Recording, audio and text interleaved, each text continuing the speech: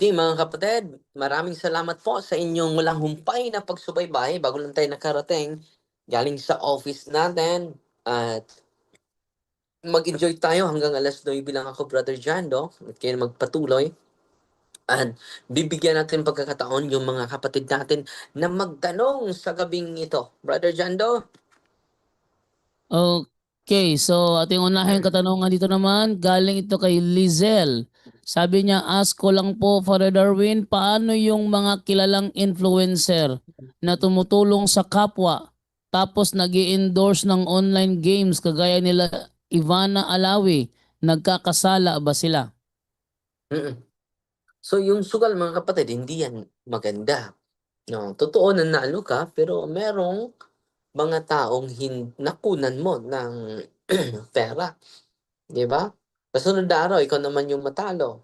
Wala ka ng pagkain para sa iyong mga anak, 'di ba? Masaya lang kung manalo. Pero yung natalo ng mga kapatid natin, nakunan mo ng pagkain, 'di ba? Yung sugal talaga ay hindi maganda.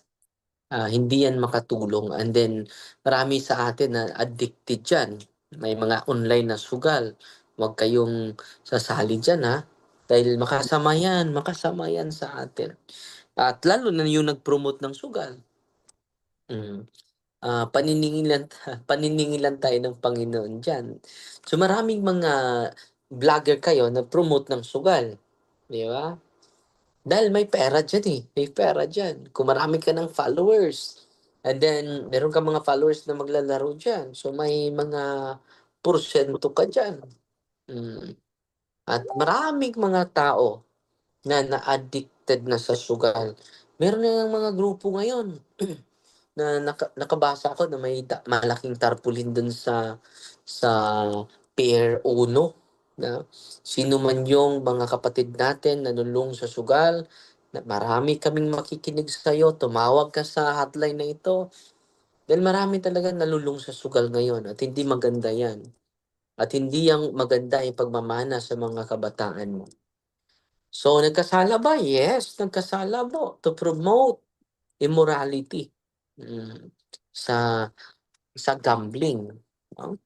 At walang magandang maidulot 'yan sa atin. Ah, Father, mayroon tayo sa CCC din, Game of Chance, sige bro. 2413. Sige bro.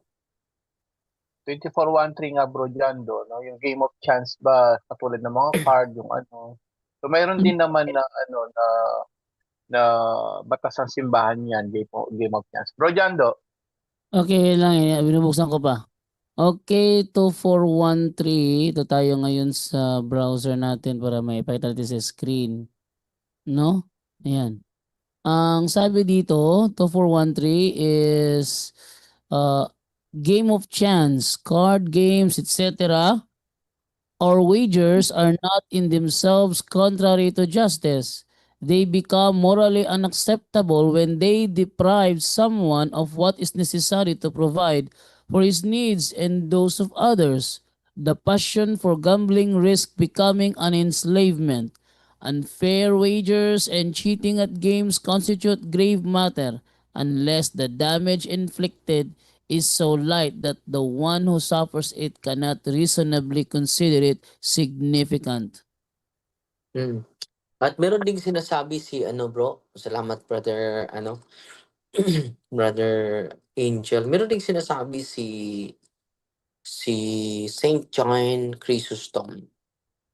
Itong the games of chance, no? Sinasabi niya dito, the game of dice.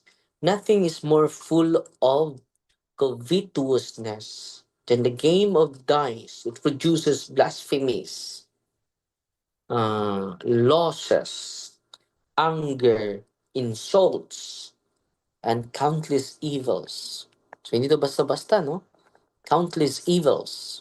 Yan ang sabi ni Saint John Chrysostom. So, he adds, From gambling comes strife, abuse, poverty, and many calamities. So gambling is dangerous. Para ni Saint John Chrysostom, no, kapatid. Gambling is dangerous because it encourages dependence on chance rather than honest labor. Yan po ha. Inuulit ko ha. Gambling is dangerous. So, the love of money is the root of all evils. St. Augustine, Sermon 177. He who seeks gain by another's loss is not acting according to justice. Yan ang sabi ni Augustine ha. Unawa, tingnan nyo ha. He who seeks gain by another's loss, di ba, naka-gain ka. Pero yung iba naman ay natatalo, is not acting according to justice. This principle often being applied to dishonest and exploitative gambling. No? Let your hands labor, not for greed, but to provide what is necessary. So dito, kapatid, na his teaching stands in contrast to seeking wealth through games of chance. Yung sabi naman ni Saint Clement of Alexandria, the Christian should avoid every every occupation and amusement that inflames the passions. So, meaning, gambling as one of the entertainments that could inflame greed and lead to moral disorder. So, mag-ingat po kayo no, sa gambling. Anong sabi ulitin ko ang gandang sinasabi ni Saint Clement of Alexandria. No? Gambling as one of entertainments that could inflame, ano may inflame nito? Na passion. Greed, di ba po? No? And lead to moral disorder. So the Christian should avoid every occupation and amusement that inflames the passions. So malinaw na malinaw yan, Brother Angel, no? So, kung mag-promote ka, mananagot tayo sa Panginoon dyan. Brother Jando? Okay, next tanong naman dito naman, ito ay galing kay Edison Abistano. Sabi niya, magandang gabi bro and Father Darwin, tanong ko lang, Katoliko ako. Pwede ba akong magninong sa binyag sa anak ng kapitbahay ko na hindi Katoliko? Father Darwin. Katoliko ka. Pero, Katoliko siya, pero pwede ba siyang boss. magninong sa binyag ng kanyang kapitbahay na hindi Katoliko? Bro, Angel, may nalalaman ka ba dito? Yes po, no? Ang turo ng simbahan, hangga't maaari wag dahil kagaya ng sa atin, no? Hindi siya eksaktong, nung ni-research ko yan, hindi yan po eksaktong sinasabi na kasalanan yon, but ang problema doon, yung to be a godparents kasi sa binyag is second parents ka. And especially, hindi lang doon sa physical, kundi spiritual din. So, ang mangyayari dyan, ano ang maibibigay mo sa mga protestanteng yan, especially iba po yung pananampalataya nila. So magkakaproblema sa so hindi ina-allowed ng po 'yan. Hangga't maaari, wag daw, no? As a witness lang pwede, no? As a social obligation mo, pwede kang umattend doon sa binyag na 'yan, but yung exactly to be godparents hindi ina-allowed dahil nga kagaya ng sa atin po, no? Ang batas ng simbahan sa atin po, Father, dun sa halimbawa sa atin, hindi pwede magninang ang protestante dahil nga against siya sa faith natin. So sabi nga mangyayari baka nga yung godparents mong yan paglaki mo baka turuan ka pa magbasag ng mga rebulto, yung mga ganun ba. So yun din ang side ng halimbawa Katoliko ka, hindi ka pwede magninang doon sa iba kasi yung faith nila. Pwede as a witness or just be there for them. But to be godparents, hindi siya inaano ng simbahan dahil iba nga po yung faith nila. Yes, totoo yan, bro. Yan din ang na-search natin. Can a Catholic be a godparent? at Protestant baptism? Generally, no. No, Pero hindi not pwede. official Catholic godparent recognized by Catholic Church. A Catholic may attend the baptism and support the child spiritually, but the Catholic Church own canonical rules governing Catholic sponsors do not extend to Protestant baptism. Whether a Catholic can serve as a godparent in a Protestant ceremony depends on the policies of the particular Protestant community. May tanong dito, can a Protestant be a godparent at a Catholic baptism? The Catholic Church has clear rules.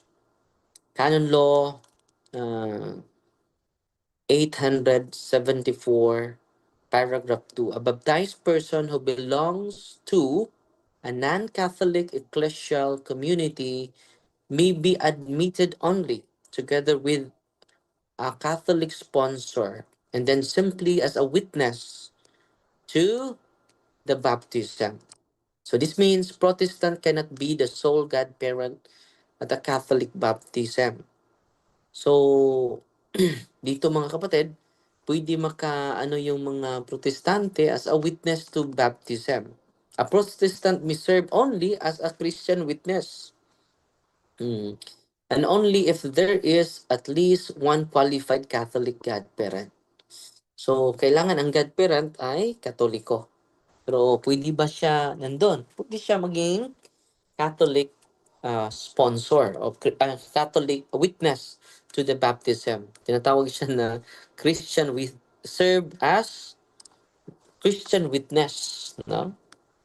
Dahil ang requirement sa godparents, una, be designated by parents or priests. Be at least 16 years old, unless the bishop provides otherwise.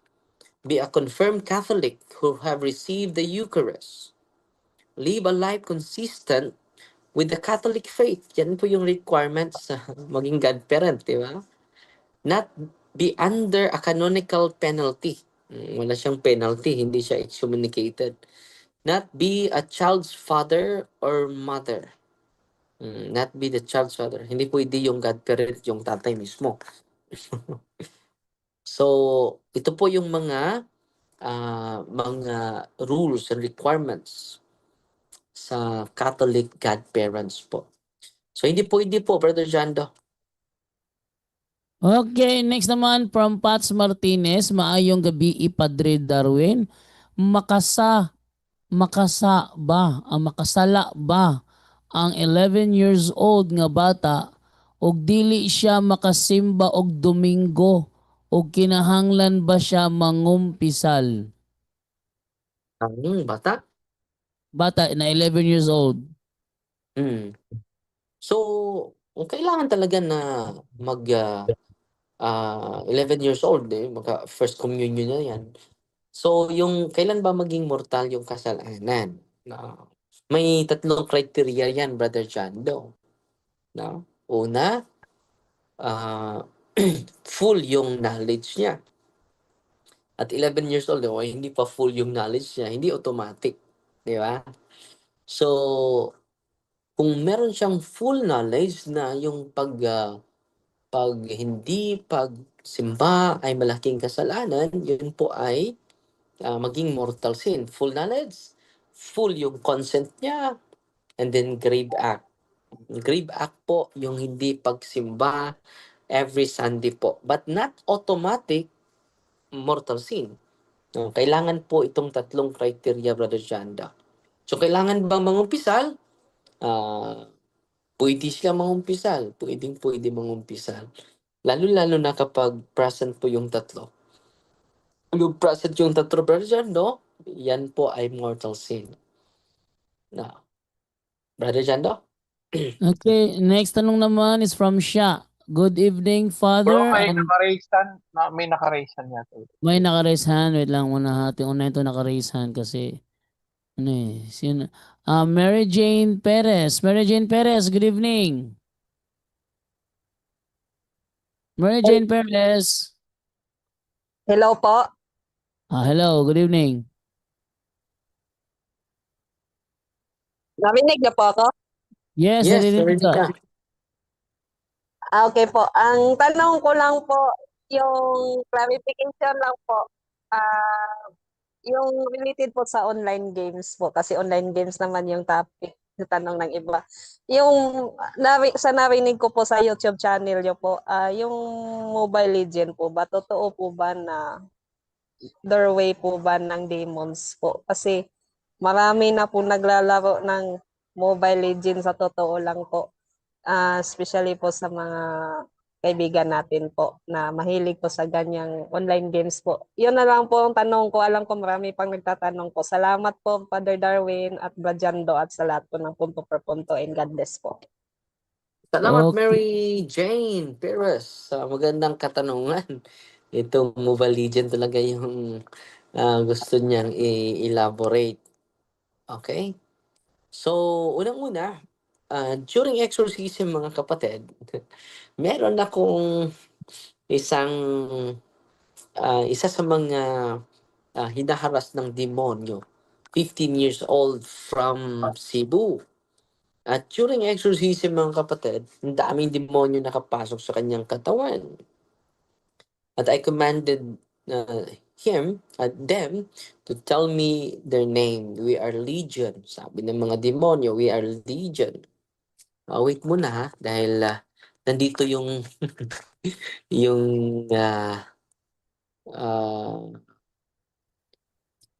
tingnan ko muna yung actual na nangyari sa ito po, 15 years old from Argao, Cebu siya. Ang nangyari nito, mga kapatid, grabe yung sakit niya. Bigla lang manginginig yung buong katawan niya, pati na yung ulo niya, gagalaw lang ng kusa. At malaki na yung nagastos niya for 1 month sa mga consultation, 20,000 na. 1 month lang yun. Yet no definitive diagnosis was given. So, ang symptoms niya ay full body trembling. Buong katawan ay manginginig. Ito lang findings, kapatid, ha? And then difficulty breathing. So, nahirapan siya. Strong heart palpitations. So, dinala niya sa doktor. Lahat ng lab test, wala pa rin diagnosis. And then ito pa, a cold, icy sensation throughout his body. Yung buong katawan niya ay nanginginig sa ginaw. Nighttime fear and restlessness, involuntary movements of head, ears, and eyebrows, and then heaviness of the body. Medical consultation were done, but no clear clinical findings were identified. The family spent around 220,000 pesos in a month, yet no definitive diagnosis was given. Out of fear and desperation, they consulted a faith healer who claimed that the child was being pursued by preternatural beings. So, nangyari, mga kapatid, pumunta sila dito sa office at ito yung nangyari, mga kapatid. Ito yung reaction. 6 pala yung demonyo nakapasok sa kanya. During the session, ito yung observation, mga kapatid, ha? During a session of prayer, the subject began to laugh loudly. During sa prayer, ha? So, nag-pray na ako. Yun po yung background kanina sa batang ito. Nung nag-pray na tayo, during a prayer session, the subject began to laugh loudly. Bigyan lang siya tumawa. Ha, ha, ha, ha, ganun. Uncontrollably. During this episode, verbal manifestation occurred which were presented as a form of revelation. When commanded, kinukommand ko yung demonyo. Now, how many are you in the name of Jesus Christ? So when asked how many entities were present, the response given was, we are 6. No. When asked for a name, the response was, my name is Satan. No. When questioned as to why the entity has entered the person, the entry points, sabi ng mga demonyo, because of the demonic games, no? At pinamention natin yung mga demonic games. Ito yung mga demonic games na mini-mention niya. Roblox, Mobile Legends, Dota, Ghost Hunting. As the prayer continued, the entity reportedly expressed distress and resistance, stating, "What is happening to us, to me? I am being tortured because he keeps praying and has even gone to a priest. It hurts. Help me, please. My eyes hurt. I will leave this child and return to demonic games instead." So, hindi lahat ng games demonic. Pero, after exorcism, kapatid, tinanong natin yung mga bata na yung bata dahil hindi niya alam eh. Napasukan siya ng 6 na demonyo.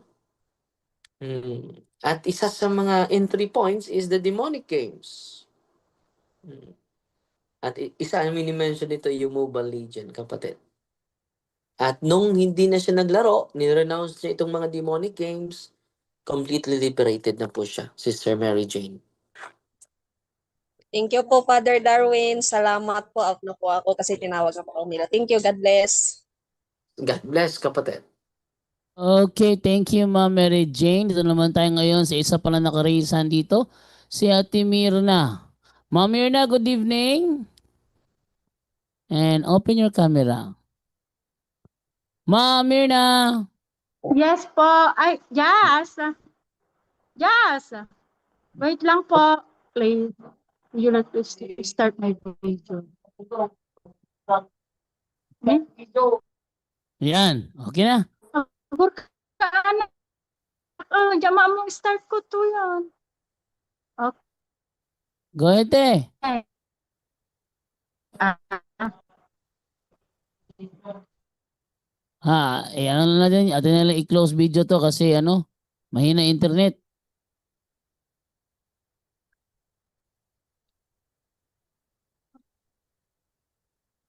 Ay, stop video ko na lang siya kasi mahina internet pag nag-open camera siya. Hello, Ma'am Mirna? Ma'am Mirna? Nawala. No, tumigil.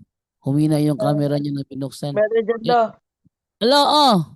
ako ang magsalita. Baka ito siya yung humingi sa akin ng link. Ano po, Padre, at teacher po ito siya sa La Union. Tapos marami daw pong students sa kanila ang nahihimatay.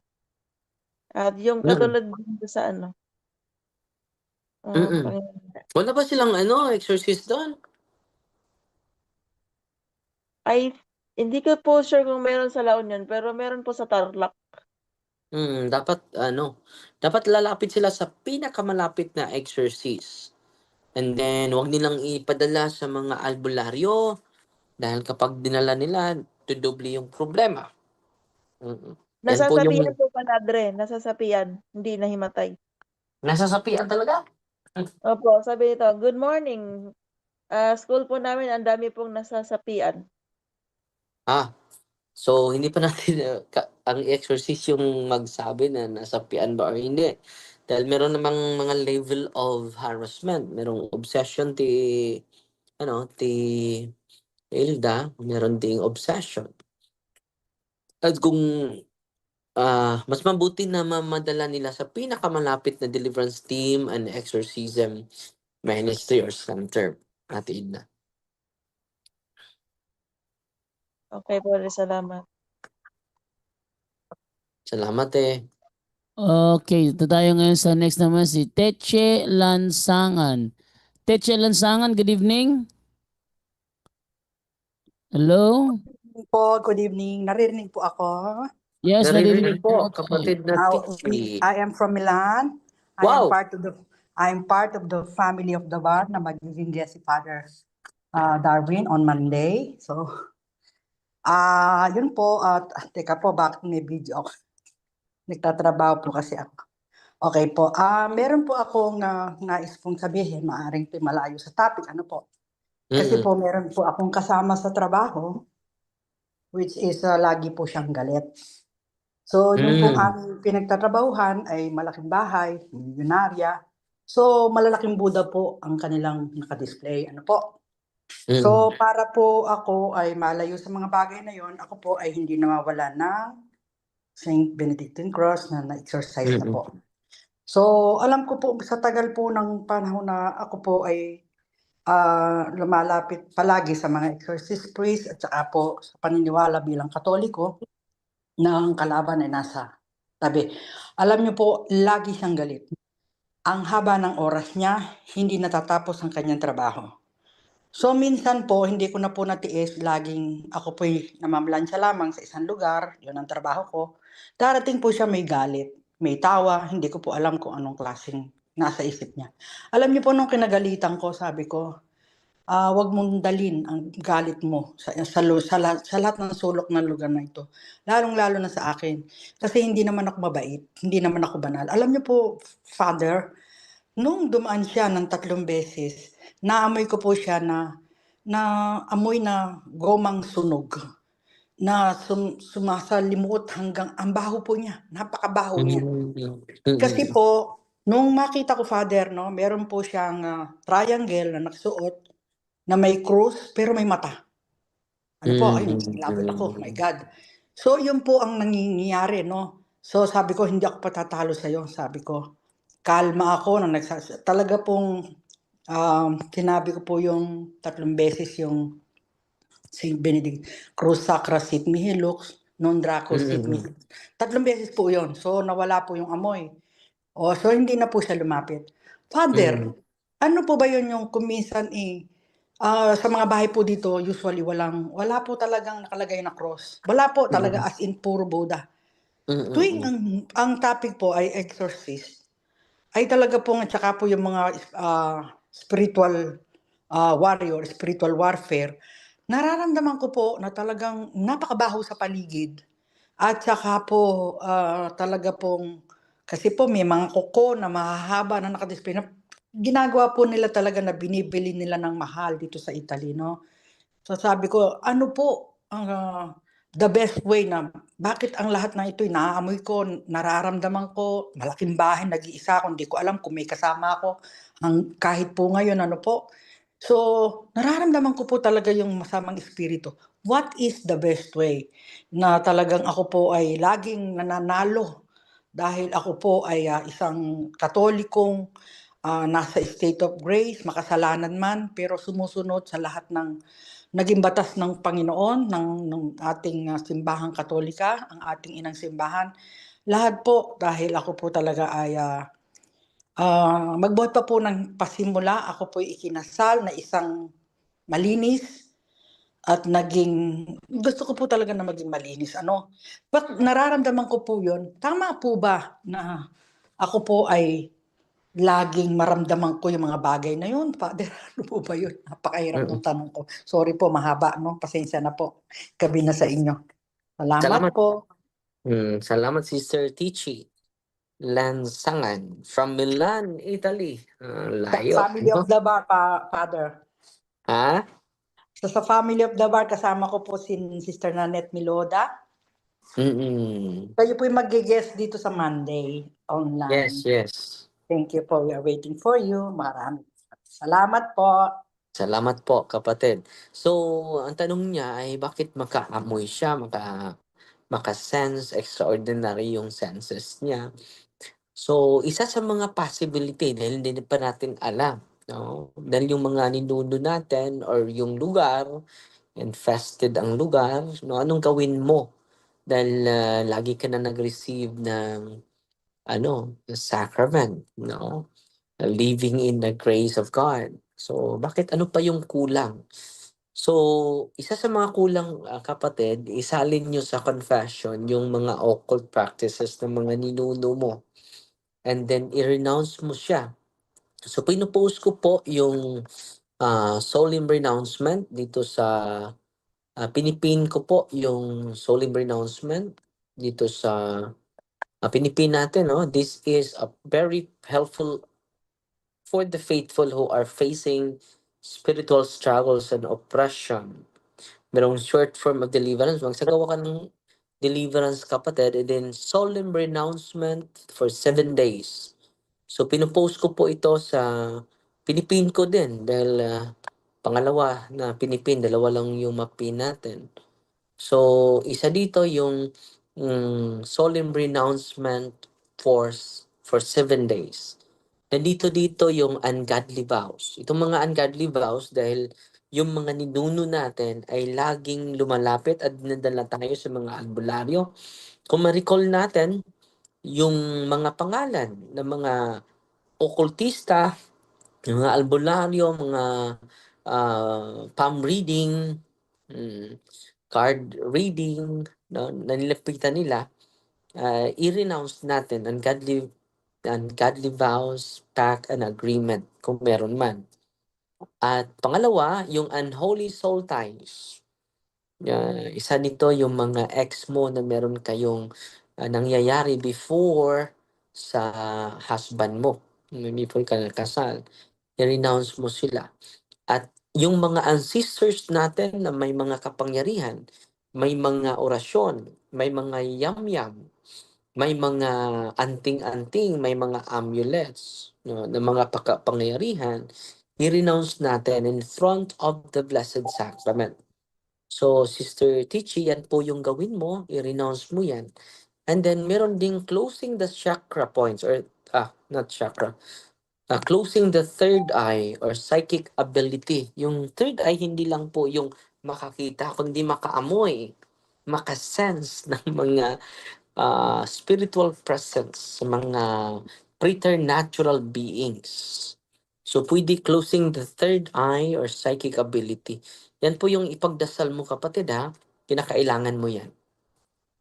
Kapatid?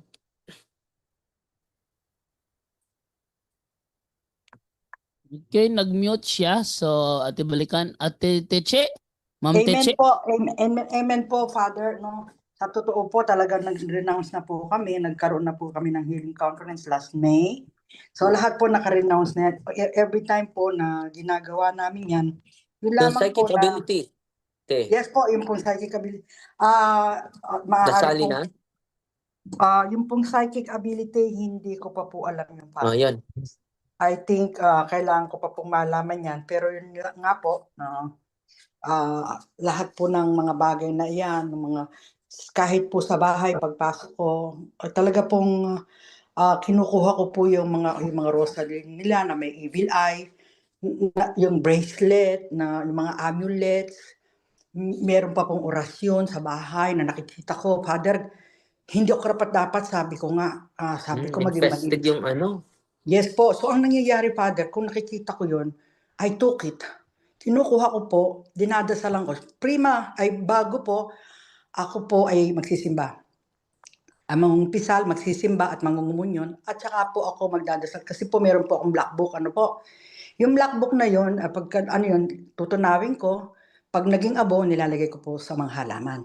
And then, yung pong cleansing, hindi ko po alam kung tama yung process ko. Nararamdaman ko po yung tao, nagpapasalamat naman dahil nararamdaman yung sa buong bahay nila, Father, maraming may sakit, maraming sabi nila okay na sila ngayon, no? Ewan ko po kung ano lang, no? Pero talagang sa Sabado po, dadalawin namin yung isa. At kami nga po yun po ay nakita ko kung paano umangat sa lupa, Father. Talagang napaka at usually po talagang ako po hindi nawawala ng holy oil. Pagbaba ko ng bahay, meron po akong blessed water. Pagpanik ko, blessed water kasi po ayoko po na po yung aking home sweet home ang tawag ko po sa aming bahay. Dahil doon po talagang ayoko pong pumapasok ang lahat ng... Pero yung pong nararamdaman, hindi po ito maaaring maging honor, no? Pero yung binigay ng Diyos na maamoy ko, ko yung tao, na di-discern ko na mayroon siyang mga bagay na ganito, ako po talaga sinasabi ko na kung ano pa ang dapat kong gawin na makatulong dahil alam ko naman po kung anong kahinatnan. Father, talagang para pong may curse sa isang bahay. Pagpasok mo pa lang talagang kahit napakaganda, iba po talaga as in.